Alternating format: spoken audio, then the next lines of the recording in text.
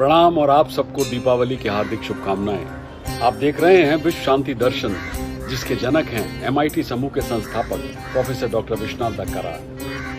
दौलत, संपत्ति इंसान की सबसे बड़ी जरूरत है। मानव जीवन की सभी भौतिक आवश्यकताएं धन से पूरी होती है। लक्ष्मी धन समृद्धि का भी एक नाम है। ऐसा माना जाता है कि देवी लक्ष्मी की कृपा से ही घर में धन और समृद्धि आती है। जिस घर में माँ लक्ष्मी का वास नहीं होता है वहाँ दरिद्रता आ जाती है। इसलिए देवी लक्ष्मी को प्रसन्न करना बहुत महत्वपूर्ण माना जाता है और उन्हें प्रसन्न करने के लिए देवी लक्ष्मी की पूजा की जाती है। आज की कहानी लक्ष्मी पूजा पर ही आधारित है। मूल अंग्रेजी कहानी के जनक और ऑथर हैं माननीय श्री जवाहर सरकार जी, जो राज्यसभा के सदस्य रह चुके हैं। इसके पूर्व वो प्रसार भारती के मुख्य कार्यकारी अधिकारी भी रह चुके हैं। Thank you sir for sharing the story with us. मूल कहानी है लक्ष्मी पूजन के बारे में और किस तरह बंगाल, असम, उड़ीसा और त्रिपुरा में लक्ष्मी पूजा अश्विन के चंद्र मास की पूर्णिमा के दिन मनाई जाती है। इस दिन इस क्षेत्र में लक्ष्मी का आह्वान करने पर जोर दिया जाता है और इसे लोकप्रिय कोजागुरी पूर्णिमा के रूप में भी जाना जाता है।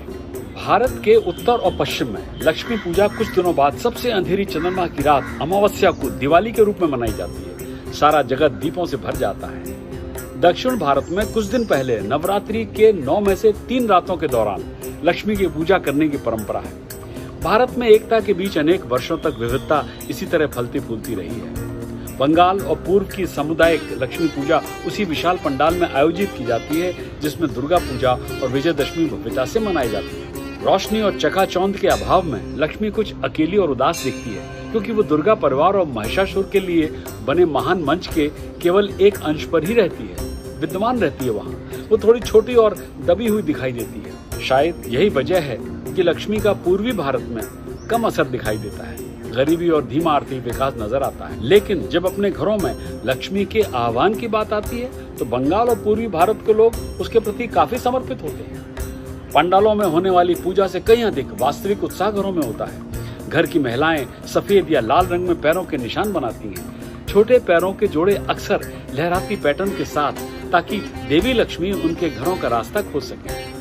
धान के अनाज का एक डंठल लक्ष्मी जी के स्वागत का प्रतिनिधित्व करता है। ऐसा माना जाता है कि देवी रात में हर घर में जाती हैं और उन कमरों में प्रवेश करती हैं जहां पांव के निशान बने होते हैं। इसलिए पूरे घर में पैरों की पगडंडियां बनी हुई होती हैं। यहाँ तक कि सीढ़ियों पर भी निशान बनाए जाते हैं।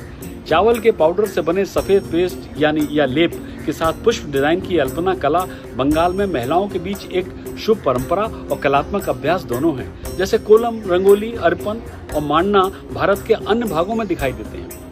दिलचस्प बात यह है कि आधुनिक समय में अल्पना अपने कर्म कांड के संदर्भ से घरों से बाहर निकलकर एक बेहतर धर्मनिरपेक्ष पहलू में दिखाई देती है। जी हाँ, खासकर सड़क कला के रूप में।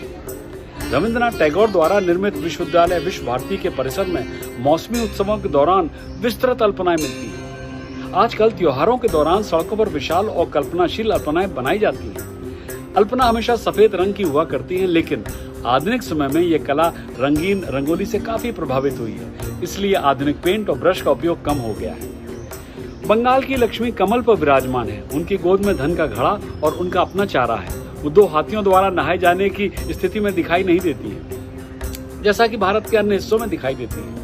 लक्ष्मी पूजा के दिन 2 मांगलिक कलश या घड़े नारियल से ढके होते हैं और घर के प्रवेश द्वार पर एक शुभ हिंदू परंपरा के रूप में रखे जाते हैं। महिलाएं और पुरुष अपने घरों में लक्ष्मी का स्वागत करने और उनका दिव्य आशीर्वाद लेने के लिए जल्दी स्नान करते हैं। पके धान की भूसी में डंठल के साथ छोटे छोटे गुच्छे समृद्धि के प्रतीक के रूप में बंधे होते हैं। पूर्व में लक्ष्मी पांचाली देवी के प्रार्थना गीत सुनने के लिए परिवार के लोग माँ के चारों ओर इकट्ठा होते हैं, लेकिन ये अनुष्ठान आजकल लुप्त हो रहे हैं। कई जगहों पर एक मीठा हलवा बनाया जाता है और एक पवित्र प्रसाद के रूप में उज्जवल चांदनी के नीचे रखा जाता है और अगले दिन परिवार के सभी सदस्यों के साथ वो साझा किया जाता है। विशेष शाकाहारी खिचड़ी और साधारण तली हुई सब्जियां सूखी मिठाइयों के साथ तैयार की जाती हैं, जैसे तालेर बोरा जो ताड़ की चीनी का बनता है, नारियल और गुड़ के गोले और अन्य फूला हुआ चावल या मीठा मोआ और चिरे या चिपटा चावल। इन ताजे फलों के साथ देवी को अर्पित किया जाता है और फिर खाया जाता है। तो देखा जाए तो भारत के पूर्वी भाग में देवी लक्ष्मी के पूजा पाठ में कोई भी कमी दिखाई नहीं देती है, कोई भी कोताही नहीं बरती जाती है। फिर भी न जाने क्यों माता लक्ष्मी का इस क्षेत्र में धन की कृपा का अभाव दिखाई देता है। तो यहाँ तक कहानी थी श्री जवाहर सरकार जी के द्वारा लिखी गई। और अब एक नजर डालते हैं कैसे की जाती है लक्ष्मी जी की पूजा उत्तर और पश्चिमी भारत के घरों में। सबसे पहले घर की पूरी सफाई की जाती है। गंगा जल की कुछ बूंदें छिड़ककर पूरे घर को अच्छी तरह से शुद्ध किया जाता है। एक स्थान का चयन कर पूजा करने का मंच बनाकर बीच में लाल कपड़ा बिछाते हैं और मुट्ठी भर अनाज रखकर एक कलश बैठाते हैं। कलश के ऊपर 5 आम के पत्ते गोलाकार में रखकर उस पर एक नारियल रखा जाता है। कलश के बगल में एक सुपारी का पत्ता, सुपारी, पैसे, चावल और फूलों को रखकर कुमकुम पाउडर छिड़ककर उसकी पूजा की जाती है। मंच पर गणेश जी की छोटी मूर्ति भी रखी जाती है। आमतौर पर गणेश जी की पूजा लक्ष्मी जी की पूजा से पहले की जाती है। लोग अपने व्यवसाय से संबंधित पुस्तकें, वित्त पुस्तकें, खाता आदि रखते हैं। धन के रूप में सोने के गहने, सोने के सिक्के आदि रखकर चावल के कुछ दाने छिड़ककर उन्हें पूजा में सम्मिलित करते हैं। अब देवी लक्ष्मी की मूर्ति को एक साफ थाली में रखकर जल और पंचामृत से स्नान कर पहुंचकर मंच पर बैठाते हैं। हल्दी, कुमकुम, चावल के दाने और देवी के गले में कपास की माला और फूल चढ़ाकर अगरबत्ती और धूप जलाकर दिवाली के दिन लक्ष्मी पूजन होता है। ओहो, शंखनाद इंगित कर रहा है कि लक्ष्मी पूजन की कहानी को यहीं देना होगा विराम। सब्सक्राइब कीजिए, साझा कीजिए और देखते रहिए विश्व शांति दर्शन।